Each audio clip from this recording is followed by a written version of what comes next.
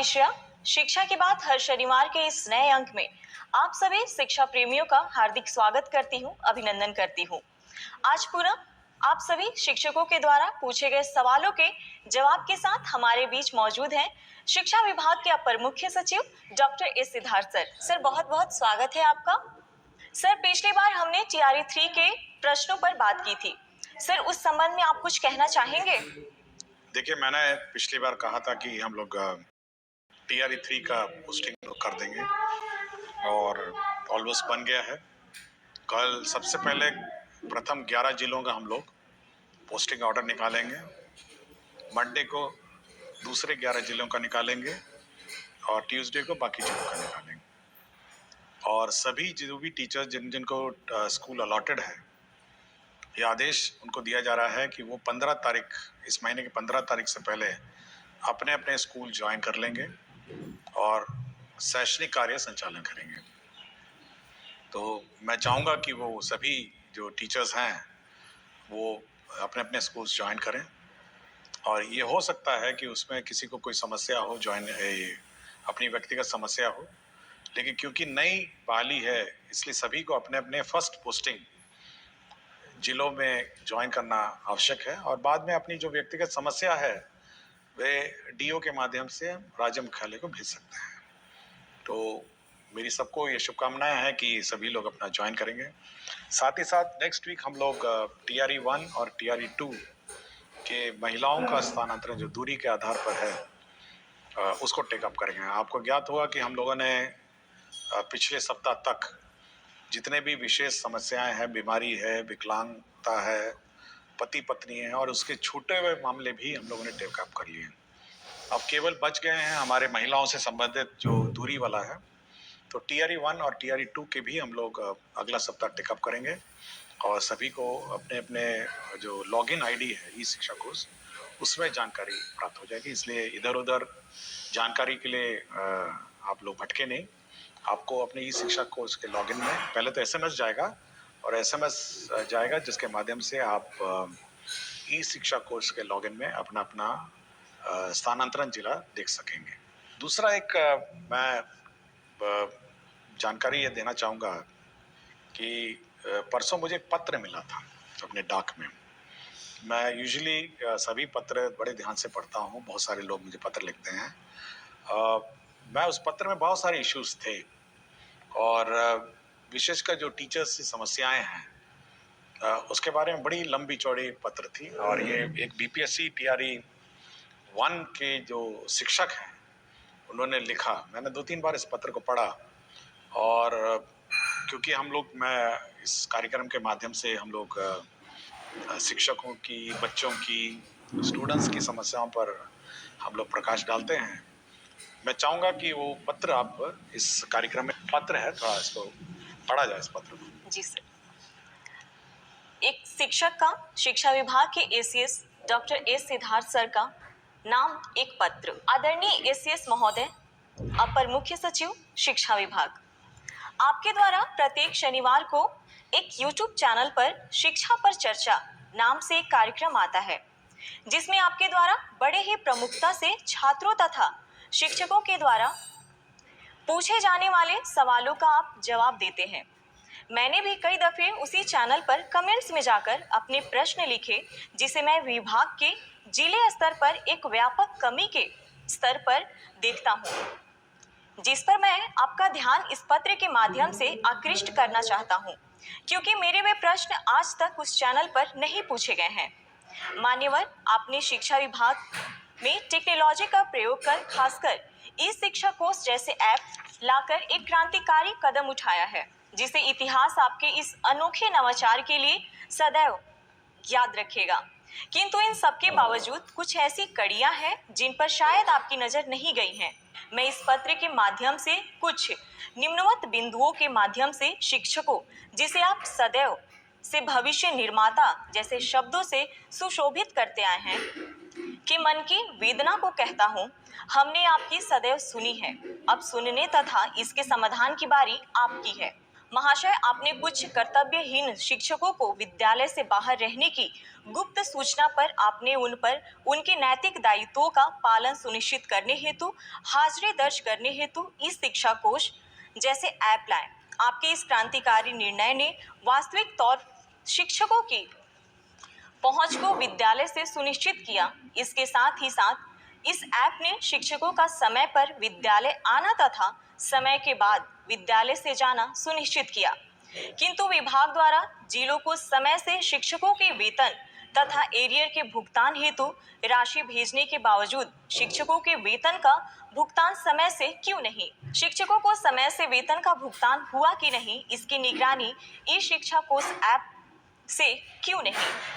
विभागीय आदेश के बावजूद शिक्षकों के वेतन तथा बकाया राशि का भुगतान नहीं होने पर डीईओ तथा डीपीओ स्थापना का निलंबन क्यों नहीं? महाशय, आपने ई शिक्षा कोष ऐप को इतना व्यापक रूप प्रदान किया है कि जिसमें छात्र, शिक्षक तथा विद्यालय तीनों का समस्त डाटा संग्रहित है, जो शिक्षा के क्षेत्र में आपके इस क्रांतिकारी परिवर्तन का अद्वितीय पहल है।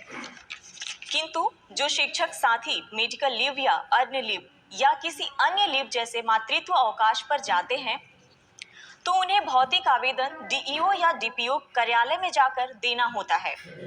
तो फिर इन आवेदनों को आवश्यक साक्ष्यों के साथ ऑनलाइन ई शिक्षा कोष ऐप पर करने की व्यवस्था क्यों नहीं? महोदय, आपके विचारों से आपकी शिक्षा के क्षेत्र में सुधार करने का जो जज्बा है, हमें उससे भरपूर मोटिवेशन मिलती है। बिहार की स्कूली शिक्षा व्यवस्था को अद्वितीय बनाने का जो स्वप्न आपने और पूरी बिहार की जनता ने जो देखी है, हम उसे पूरा करने में अपना सर्वस्व निछावर कर चुके हैं। हम पूरे मन से, पूरी लगन से बच्चों को पढ़ाते हैं। हम उन बच्चों को भी पढ़ाते हैं जो पढ़ना नहीं चाहते हैं।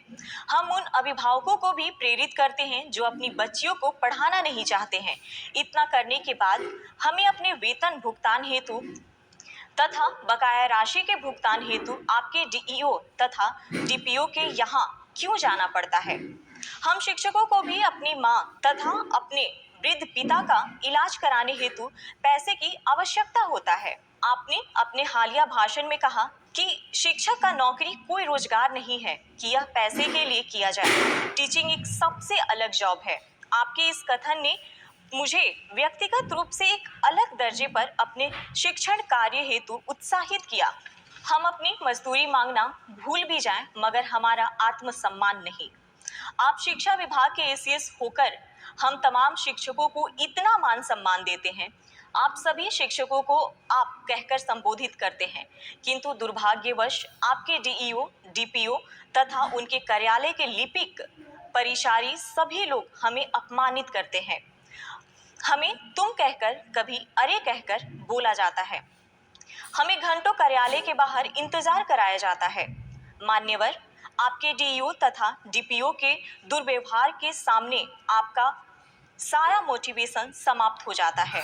उस पल हमें ऐसा लगता है जैसे शिक्षक बनना हमारे लिए गुनाह हो गया है। महाशय, हम शिक्षक अधिकांशतः आपके डीईओ तथा डीपीओ के कार्यालय में जाते क्यों हैं?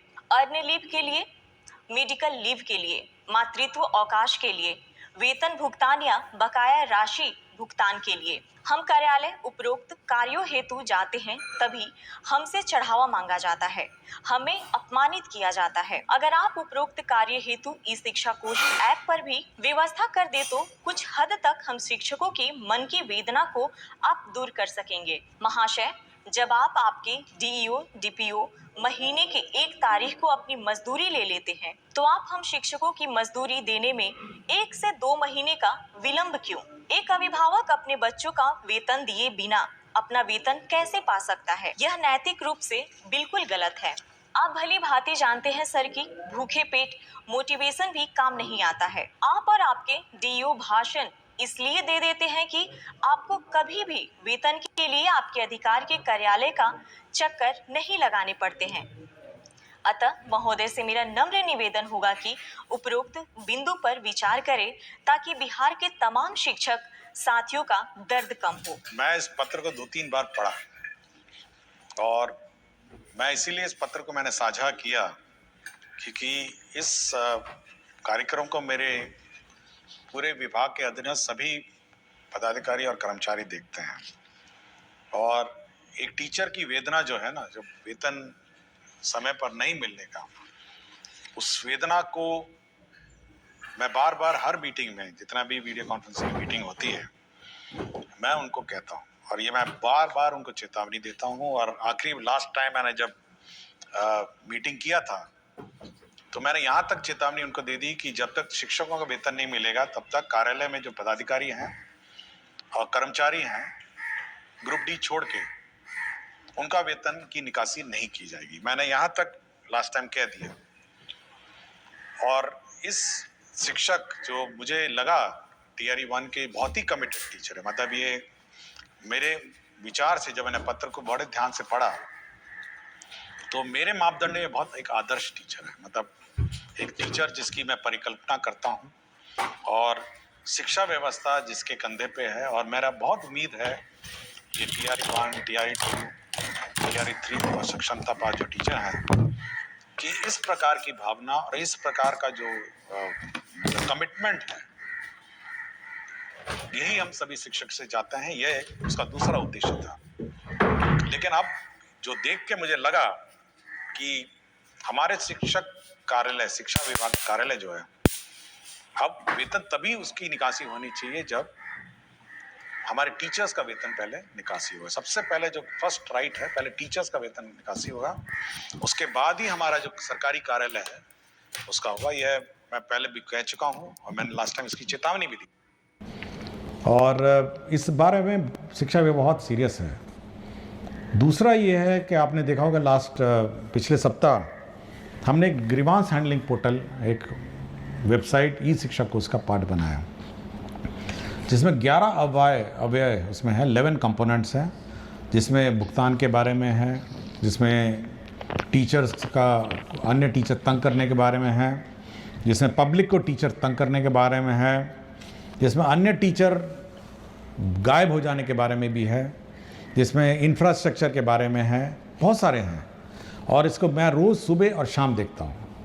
और यह निश्चित रही है, मैं सभी टीचर जो भी शिकायत उसमें है, और बिल्कुल यही शिकायत थी उसमें। जब मैंने खोला कि कितना पेमेंट पेंडिंग है तो बड़ा दुख हुआ मुझे कि मातृत्व अवकाश 1 साल पहले लिया था, अभी तक वेतन नहीं मिला उस पीरियड का, छुट्टी लिया उसका वेतन नहीं मिला। तो मुझे बड़ा ख़राब लगा जब मैंने लंबित वेतन और सैलरी और अरियर का जो कंपोनेंट देखा। तो मैं ज़रूर सभी को, मैं हमारे शिक्षक, जो हमारे शिक्षा विभाग के जो स्थानीय पदाधिकारी हैं, मैं ज़रूर चेतावनी देता हूं कि अगर कोई भी लापरवाही हुई शिक्षक के वेतन में, भुगतान में तंग करने का, तो हम लोग उनकी जवाबदेही निर्धारित कर देंगे। ये मैं बिल्कुल स्पष्ट कर चुका हूं और उस पत्र में भी मैं स्पष्ट कर चुका हूं, मैं कोई लिखित में भी मैंने किया हुआ है। दूसरा है कि हम लोग ये व्यवस्था ज़रूर जो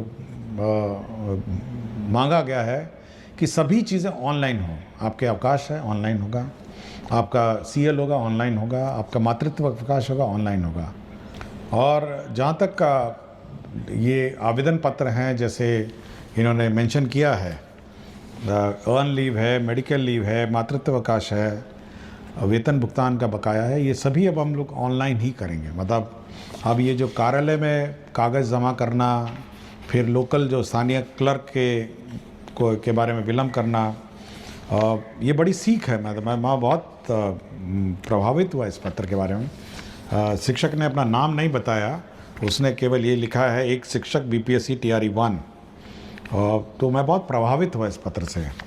और ये मैं